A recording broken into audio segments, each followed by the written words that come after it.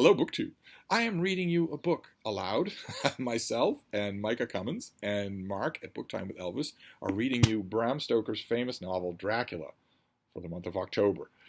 We have been doing a three-part passing off of chapters between each other, but recently Mark has been laid low with a mystery illness. And Micah and I are tending to his bedside round the clock. One of us is with him. The windows are bolted from the inside, and he is festooned with garlic. And we are not discouraged by the fact that lately he has started collecting and eating spiders. We're choosing to look on it as a positive sign. I'm sure that all will be well. So we are up to chapter 14 of Dracula, which begins on the 23rd of September in Mrs Harker's journal. Jonathan is better after a bad night. I am so glad that he has plenty of work to do, for that keeps his mind off the terrible things. And oh, I am rejoiced that he is not now weighed down with the responsibility of his new position. I knew he would be true to himself, and now how proud I am to see my Jonathan rising to the height of his advancement and keeping pace in all ways with the duties that come upon him. He will be away all day till late, for he said he could not lunch at home. My household work is done, so I shall take up his foreign journal and lock myself up in my room and read it. Then the next entry is the next day, the 24th of September. I hadn't the heart to write last night. That terrible record of Jonathan's upset me so. Poor dear, how he must have suffered, whether it be true or only imagination. I wonder if there is any truth in it at all. Did he get his brain fever and then write all those terrible things, or had he some cause for it all? I suppose I shall never know, for I dare not open the subject to him.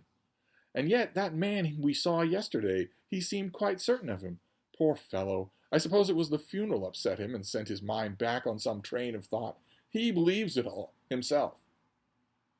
I remember how on our wedding day he said, unless some solemn duty come upon me to go back to the bitter hours, asleep or awake, mad or sane. There seems to be through it all some thread of continuity. That fearful Count was coming to London. And this is again quoting Jonathan. If it should be, and he came to London with its teeming millions.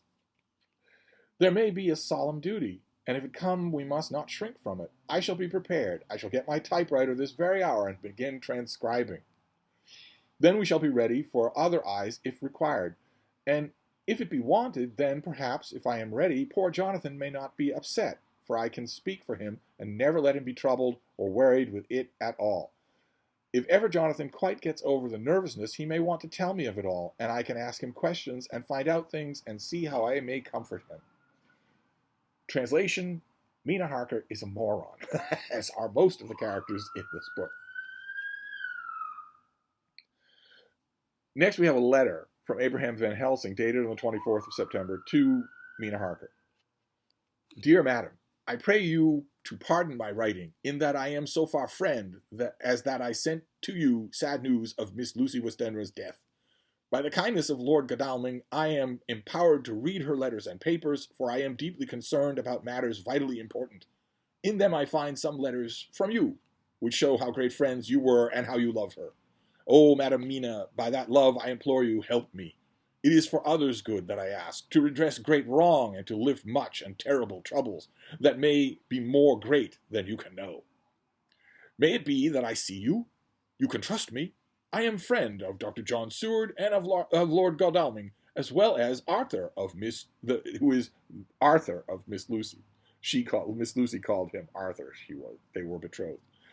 I must keep it private for the present from all. I should come to Exeter to see you at once if you tell me I am privileged to come, and where and when. I implore your pardon, madam. I have read your letters to poor Lucy, and know how good you are and how our husbands suffer. So I pray you, if it may be, enlighten him not, lest it may harm. Again your pardon, and forgive me. Van Helsing. She sends him a return telegraph. Come today by 10:15 train if you can catch it. Can see you any time you call. Then we get, on the 25th of September, we get an extract from her journal, a long extract from her journal. I cannot help feel terribly excited as the time draws near for the visit of Dr. Van Helsing, for somehow I expect that it will throw some light upon Jonathan's sad experience, and as he attended poor dear Lucy in her last illness, he can tell me all about her. That is the reason of his coming. It is concerning Lucy and her sleepwalking, and not about Jonathan. Then I shall never know the real truth now. How silly I am. Totally agree. That awful journal gets hold of my imagination and tinges everything with something out of its own color. Of course it is about Lucy. That habit came back to the poor dear, sleepwalking, in other words, and that awful night on the cliff must have made her ill. I had almost forgotten in my own affairs how ill she was afterwards. She must have told him of her sleepwalking adventure on the cliff, and that I knew all about it, and now he wants me to tell him about it, so that he may understand. I hope I did right in not saying anything of it to Mrs. Westenra. I should never forgive myself if any act of mine, were it even a negative one, brought harm on poor dear Lucy. I hope, too, Dr. Van Helsing will not blame me. I've had so much trouble and anxiety of late that I feel I cannot bear more just at present. I suppose a cry does us all good at times, clears the air as other rain does. Perhaps it was reading the journal yesterday that upset me, and then Jonathan went away this morning to stay away from me the whole day and night, the first time we have been parted since our marriage. I do hope the dear fellow will take care of himself, and that nothing will occur to upset him. It is 2 o'clock, and the doctor will be here soon now. I shall say nothing of Jonathan's journal unless he asks me. I am so glad. I have typewritten out my own journal so that in case he asks about Lucy, I can hand it to him and will save much questioning. Then she continues her journal later that day. He has come and gone, so this is after Van Helsing's visit. Oh, what a strange meeting, and how it all makes my head whirl round. I feel like one in a dream. Can it all be possible, or even a part of it? If I had not read Jonathan's journal first, I should never have accepted even a possibility. Poor, poor, dear Jonathan. How he must have suffered. Please the good God, all this may not upset him again. I shall try to save him from it, but it may be even a consolation and a help to him, terrible though it be and awful in its consequences, to know for certain that his eyes and ears and brain did not deceive him, and that it is all true. It may be that it is the doubt which haunts him, that when the doubt is removed, no matter which, waking or dreaming, may prove the truth, he will be more satisfied and better able to bear the shock. Dr. Van Helsing must be a good man.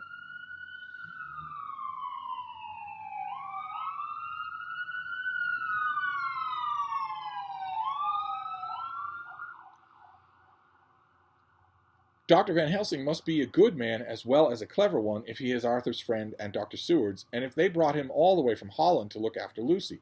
I feel from having seen him that he is good and kind and of noble nature. When he comes tomorrow, I shall ask him about Jonathan, and then, please God, all this sorrow and anxiety may lead to a good end. I used to think I would like to practice interviewing. Jonathan's friend on the Exeter News told him that memory was everything in such work. Until mini tape recorders. Yeah. That you must be able to put down exactly almost every word spoken, even if you had to refine some of it afterwards. Here is a rare interview. I shall try to record it verbatim. Notice Stoker is always concentrating on the means of transition, the means of transmission of how we know this story. He very much wants to concentrate on how that's happening and to vary it up.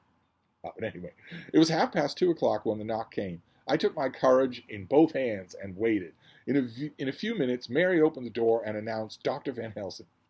I rose and bowed, and he came towards me. A man of medium height, strongly built, with his shoulders set back over a broad, deep chest, and a neck well balanced on the trunk as the head is on the neck. The poise of the head strikes one at once as indicative of thought and power. The head is noble, well-sized, broad, and large behind the ears. The face, clean-shaven, shows a hard, square chin, a large, resolute, mobile mouth, a good-sized nose, rather straight, but with quick, sensitive nostrils that seem to broaden as the big, bushy brows come down and the mouth tightens. The forehead, we're going on. The definition of TMI. The forehead is broad and fine, raising at first almost straight and then sloping back over 2 bumps or ridges wide apart. Such a forehead that the reddish hair cannot possibly tumble over it, but falls naturally back to the sides. Big, dark blue eyes are set widely apart and are quick and tender or stern with the man's mood. Okay, he said to me, Mrs. Harker, is it not? I bowed assent. That was Miss Mina Murray? Again, I assented. It is Mina Murray that I come to see, that was friend to that poor dear child Lucy Westenra. Madam Mina, it is on account of the dead I come. Sir, I said, you could have no better claim on me than that you were a friend and helper of Lucy Westenra. And I held out my hand, and he took it and said tenderly, Oh, Madam Mina, I knew that a friend of that poor Lily girl must be good, and I had yet to learn. He finished his speech with a courtly bow, and I asked him what it was he wanted to see me about, so he at once began. I have read your letters to Miss Lucy. Forgive me, but I had to begin to inquire somewhere, and there was none to ask. I know that you were with her at Whitby. She sometimes kept a diary. You need not look surprised, Madam Mina. It was begun after you had left, and was made in imitation of you. And in that diary she traces by inference certain things to a sleepwalking in which she put down that you saved her.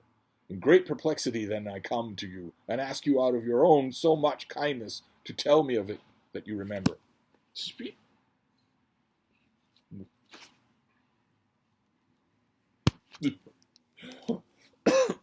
I can tell you, I think, Dr. Van Helsing, all about it.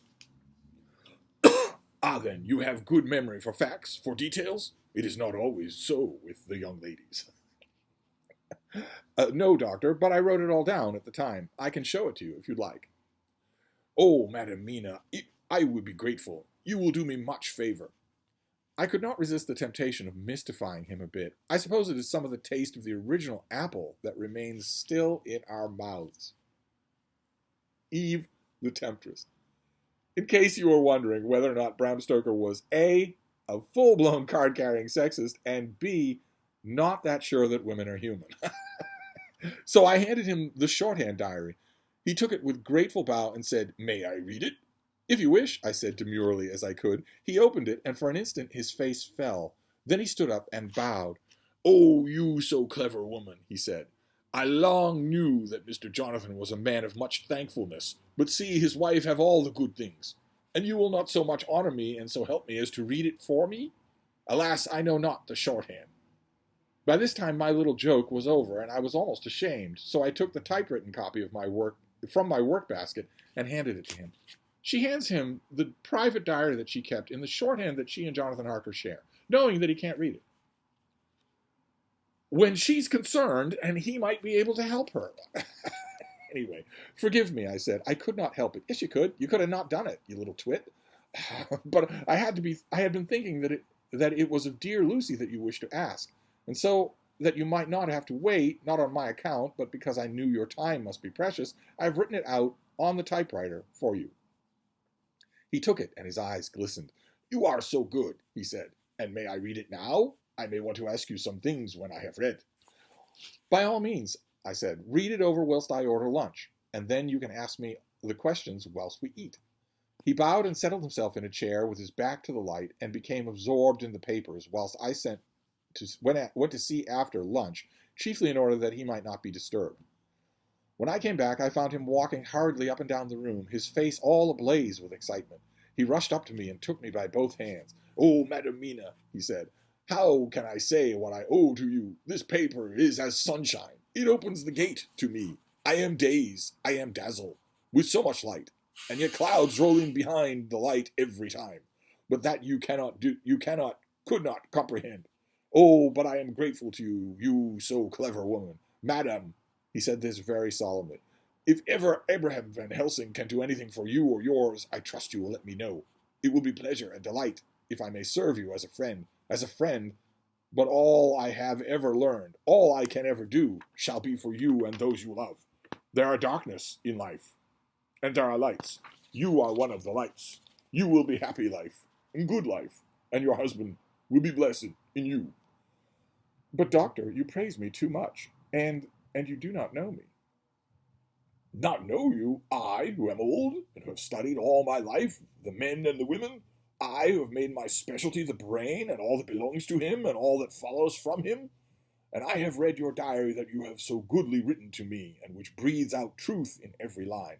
I, who have read your so sweet letter to poor Lucy of your marriage and your trust, not know you? Oh, Madam Mina, good women tell all their lives, and all by day and hour and minute, such things that angels can read, and we men who wish to know have in us something of the angel's eyes. Your husband is a noble nature, and you are noble too, for you trust, and trust cannot be where there is mean nature. And your husband, tell me of him. Is he quite well? Is all that fever gone, and is he strong and hearty? I saw here an opening to ask him about Jonathan, so I said, he was almost recovered, but he has been greatly upset by Mr. Hawkins' death. That wasn't what upset him, and you know it, you little minx. He interrupted. Oh, yes, I know, I know. I have read your last two letters. I went on.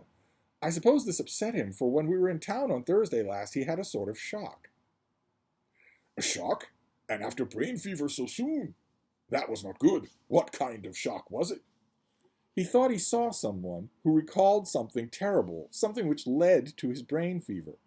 And here the whole thing seemed to overwhelm me in a rush. The pity of Jonathan, the horror which he experienced, the whole fearful mystery of his diary, and the fear that had been brooding over me ever since, all came in a tumult. I suppose I was hysterical, for I threw myself on my knees and held up my hands to him and implored him to make my husband well again. Very vague prose here. Does she tell Van Helsing that Jonathan Harker saw Dracula in London? Does she tell him that, or doesn't she? He took my hands and raised me up and made me sit on the sofa and sat by me. He held my hand in his and said to me with, oh, such infinite sweetness, My life is a barren and lonely one, and so full of work that I have not had much time for friendships. But since I have been summoned to here by my friend John Seward, I have known so many good people and seen so much nobility that I fear more than ever, and it has grown with my advancing years, the loneliness of my life. Believe me, then, that I come here full of respect for you, and have given me much hope not in what I am seeking of, but that there are good women still left to make life happy, good women whose lives and whose truths may make good lessons for the children that are to be.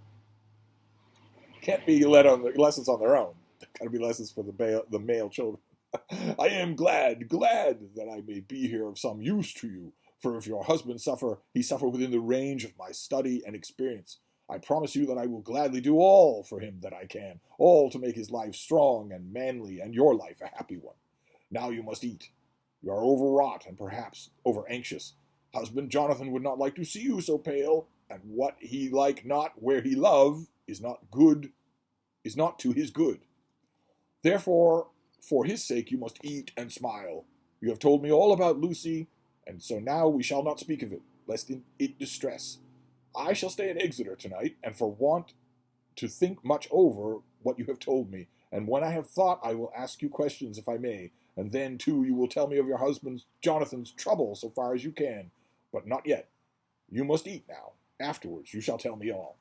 So she doesn't tell him the thing that made Jonathan relapse, the amazing thing that he saw. She has now learned that all of this is true. So it's the most important thing, and she doesn't tell him. He saw Count Dracula here in town, and he's much younger. Anyway, after lunch, we went back to the drawing room, and he said to me, and now tell me all about him. When it came to speaking to this great learned man, I began to fear that he would think me a weak fool, and Jonathan a madman. That journal is all so strange, and I hesitated to go on. But he was so sweet and kind, and he had promised to help, and I trusted him. So I said, Dr. Van Helsing, what I have to tell you is so queer that you must not laugh at me or at my husband. I have been since yesterday in a sort of fever of doubt. You must be kind to me, and not think me foolish that I have even half believed some of these very strange things. He reassured me by his manner as well as his words when he said, Oh, my dear, if you only knew how strange is the matter regarding which I am here, it is you who would laugh. I have learned not to think little of anyone's belief, no matter how strange it be. I have tried to keep an open mind, and it is not the ordinary things of life that could close it, but the strange things, the ordinary things, the extraordinary things, the things that make one doubt if they be mad or sane. Thank you 1,000 times. You have taken a weight off my mind. If you will let me, I shall give you a paper to read. It is long, but I have typewritten it out. It will tell you my trouble, and Jonathan's. It is a copy of his journal when abroad, and all that happened. I dare not say anything of it. You will read for yourself and judge, and then when I see you, perhaps you will be very kind and tell me what you think. I promise, he said, as I gave him the papers. I shall in the morning, so soon as I can, come to see you and your husband, if I may. Jonathan will be here at 11:30, and you must come to lunch with us and see him then. You could catch the quick 3:34 train that will leave you at Paddington before 8. He was surprised at my knowledge of the train offhand, but he does not know that I have made up all the trains to and from Exeter so that I may help Jonathan in case he is in a hurry.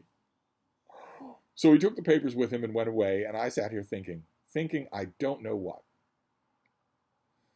Then next we have a letter written by hand from Van Helsing to Mrs Harker. This is on the 25th of September at 6 in the evening.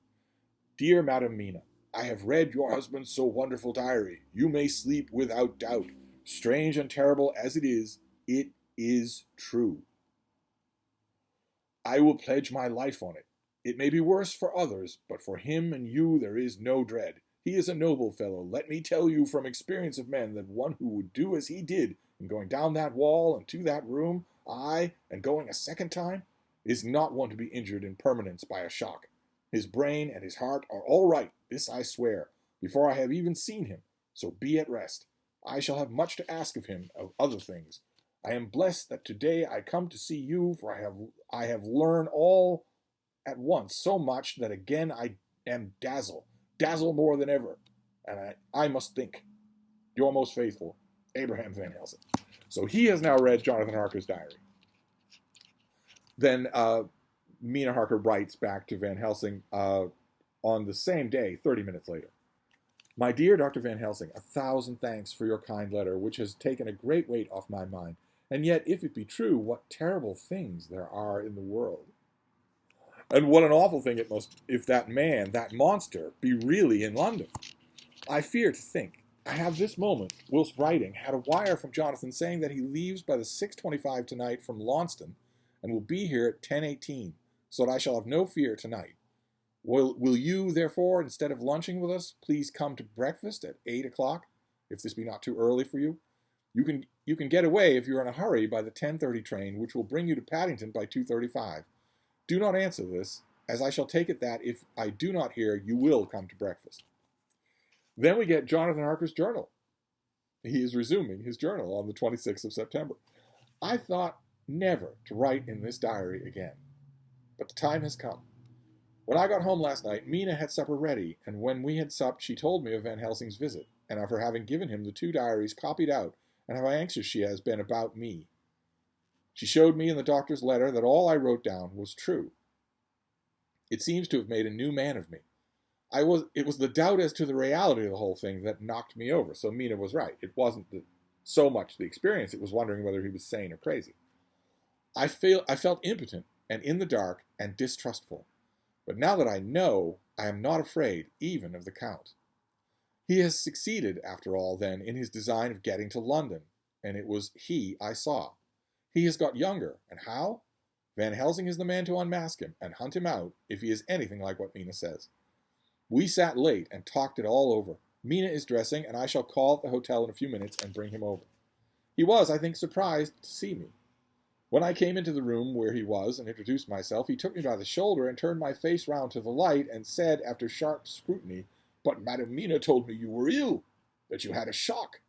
It was so funny to hear my wife called Madam Mina by this kindly, strong-faced old man. I smiled and said, "I was ill. I have had a shock, but you have cured me already."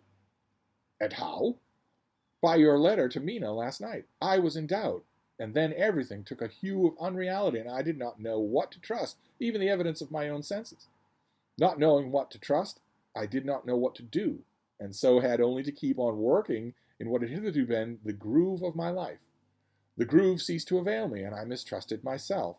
Doctor, you don't know what it is to doubt everything, even yourself. No, you don't. You couldn't, with eyebrows like yours."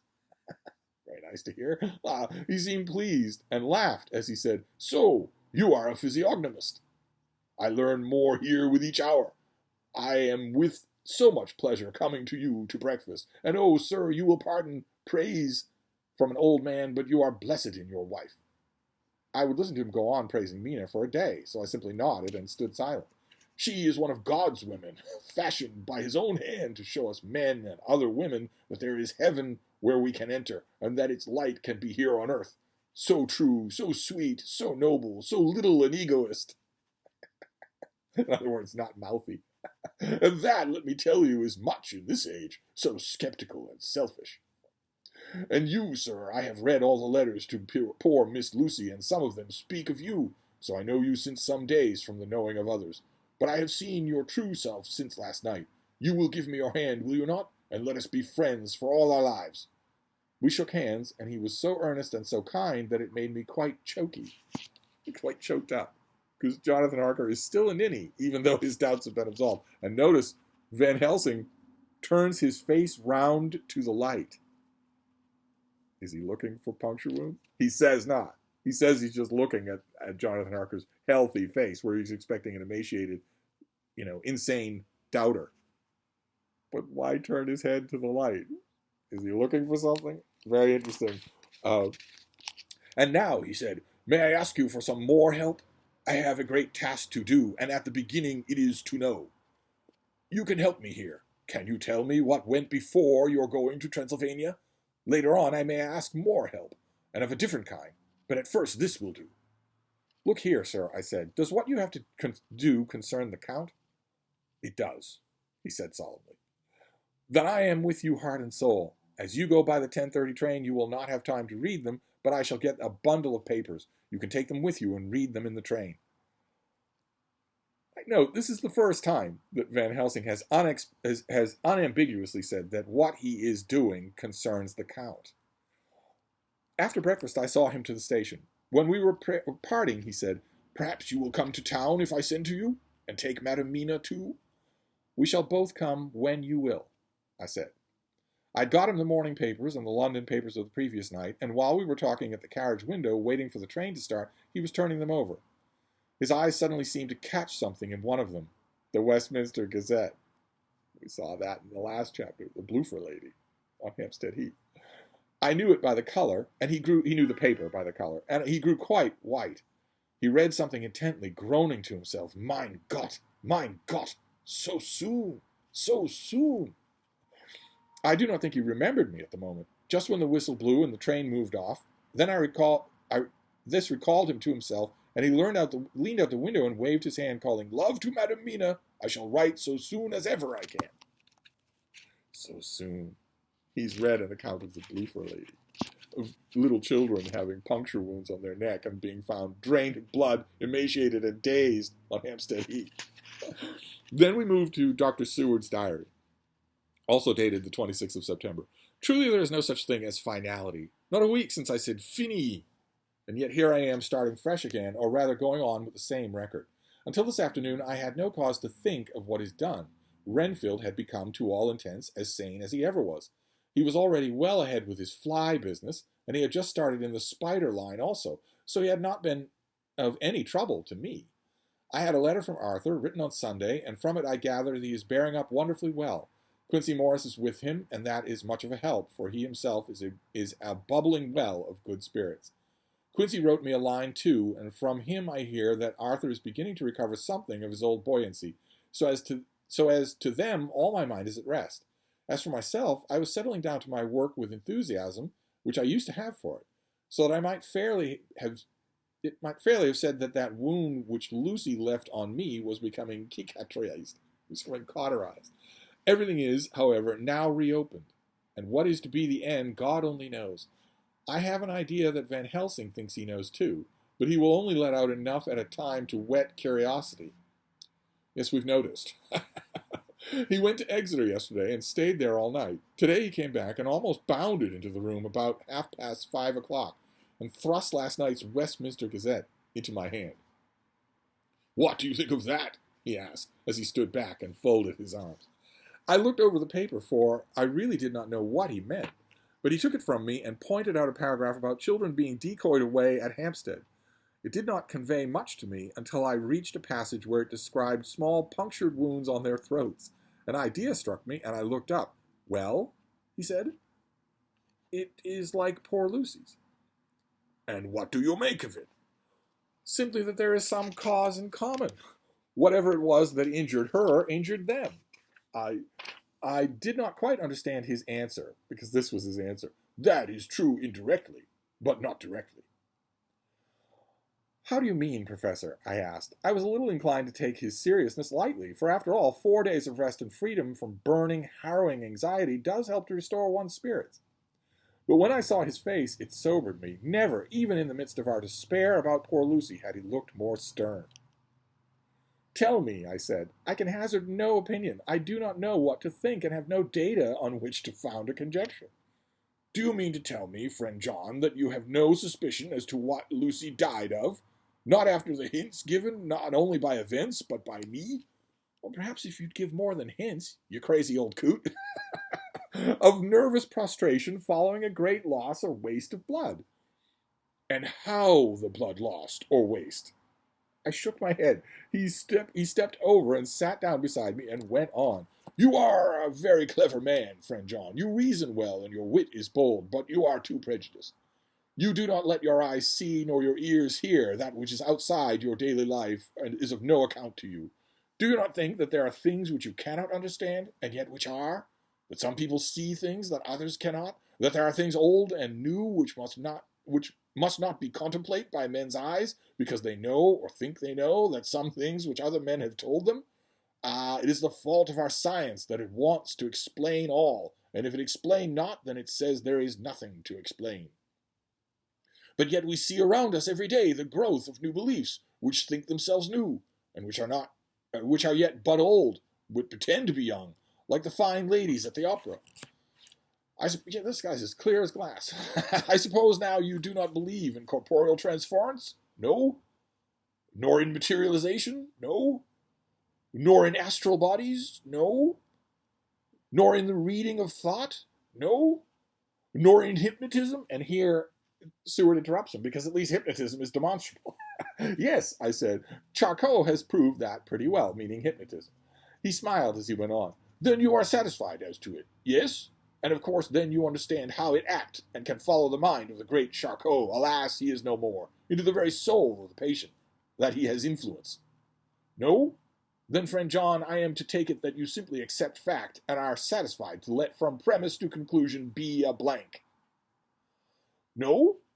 Then tell me, for I am student of the brain, how you accept hypnotism and reject the thought-reading. Let me tell you, my friend, that there are things done today in electrical science which would have deemed unholy by the very men who discovered electricity, who would then themselves not long before have been burned as witches. There are always mysteries in life. Why was it that Methuselah lived 900 years, or Old Parr 169, and yet that poor Lucy, with 4 men's blood in her poor veins, could not live even 1 day? First 2 didn't live that long. Well, anyway, let's just move on. For she had lived 1 more day, we could save her. Do you know all the mystery of life and death? Do you know the altogether of comparative anatomy? That we can say wherefore the qualities of brutes are in some men and not in others? Can you tell me why, when other spiders die small and soon, that one great spider lived for centuries in the tower of the old Spanish church, and grew, till on descending he could drink the oil of all the church lamps? He didn't. It's a folklore. Anyway, let's just move on. Can you tell me why in the Pampas, and elsewhere, there are bats that come at night and open the veins of cattle and horses and suck dry their veins?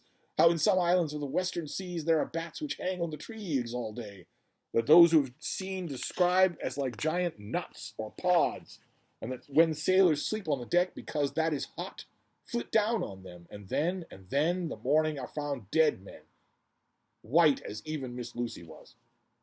Again, vicious canards, just slander, both towards vampire bats, this big. They don't suck a cow or a horse dry of blood. The cow or the horse doesn't even know they're there. They're this big. And these bigger bats that hang like pods, that's actually a very good description of Macrochiroptera, of big flying foxes. Well, bats that don't use echolocation. They aren't tiny flitting things. They're actually going to get quite big. But they don't fall onto people who are sleeping on the deck of a ship and kill them. Anyway, some amount of bat bashing is, I suppose, unavoidable in Dracula. Good God, Professor, I said, starting up. Do you mean to tell me that Lucy was bitten by such a bat? And that such a thing is here in London in the 19th century? He waved his hand for silence and went on. Can you tell me why the tortoise lives more long than generations of men? Why the elephant goes on till he has seen dynasties? Why the parrot never die only of bite of cat or dog or other complaint? None of those things are true. But he's just wound up. He's just going to go on. Can you tell me why men believe in all ages and places that there are some few who live on always, if they be permit? That there are men and women who cannot die? We all know, because science has vouched for the fact, that there have been toads shut up in rocks for thousands of years, shut up in one small hole that only hold him since the youth of the world. Can you tell me how the Indian faker can make himself to die and have been buried and have his grave sealed and corn sowed on it? And then the corn reaped? and be cut and sown and reaped and cut again, and then the men come and take away the unbroken seal, and there lie the Indian faker, not dead, but that rise up and walk amongst them as before. It's never happened. That's why you can't tell me why it happens. Anyway, here I interrupted him. I was getting bewildered. He was so crowded on my mind, his list of nature's eccentricities and possible impossibilities, that my imagination was getting fired. I had a dim idea that he was teaching me some lesson, as long ago he used to do in my study at his study in Amsterdam. But he used then to tell me the thing, so that I could have the object of thought in mind all the time. But now I was without this help. Yet I wanted to follow him, so I said, Professor, let me be your pet student again. Tell me the thesis, so that I may apply your knowledge as you go on. Tell me what you're talking about. At present, I'm going in my mind from point to point as a madman, and not as a sane one, following an idea. I feel like a novice blundering through a bog in a mist, jumping from one tussock to another in mere blind effort to move on without knowing where I am going. That is a good image, he said. Well, I shall tell you. My thesis is this. I want you to believe. To believe what? To believe in things that you cannot. Let me illustrate. That'll be the day. I heard once of an American who so defined faith, quote, that which enables us to believe things that we know to be untrue. For one, I follow that man.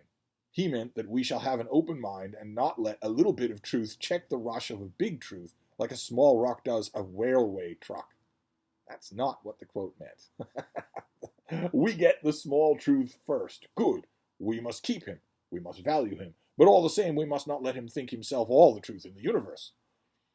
Then you want me not to let some previous conviction injure the receptivity of my mind with regard to some strange matter. Do I read your lesson aright? Ah, you are my favorite pupil still. It is worth to teach you. Now that you are willing to understand, you have taken the first step to understand. You think, then, that those small holes in the children's throat were made by the same that made the hole in Miss Lucy. I suppose so. He stood up and said solemnly, Then you are wrong. Oh, would it were so, but alas, no. It is worse. Far, far worse. In God's name, Professor Van Helsing, what do you mean? I cried.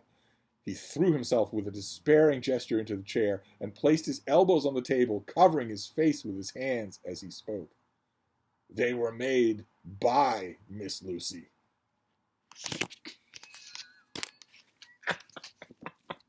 That is chapter 14 of Dracula.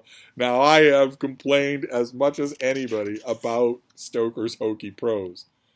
And my complaints stand, but that is one hell of a cliffhanger at the end of a chapter. Fantastic.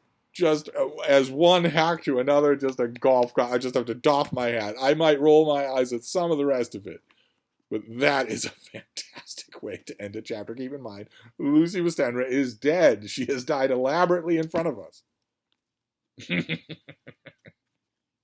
Turns out, according to Abraham Van Helsing, she is the bloofer lady. All right.